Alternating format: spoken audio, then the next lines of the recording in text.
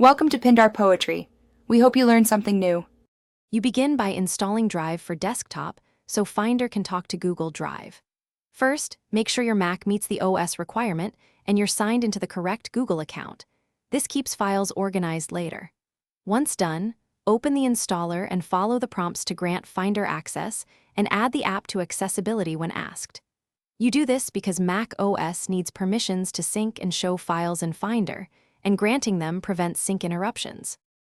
Next, you configure how Drive will manage files on your Mac. Choose Streaming to save disk space or Mirror to keep full local copies. Each affects speed and offline access. Then pick which Drive folders to make available offline so you only sync what matters.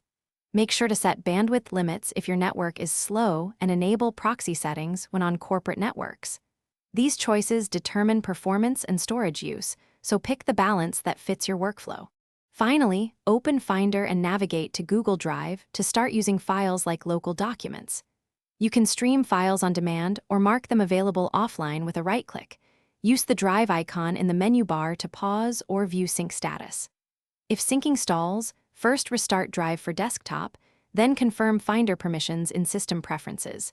If problems persist, check the app's logs for errors and free up local disk space. These steps resolve most issues. Thanks for watching. Consider subscribing if we helped you.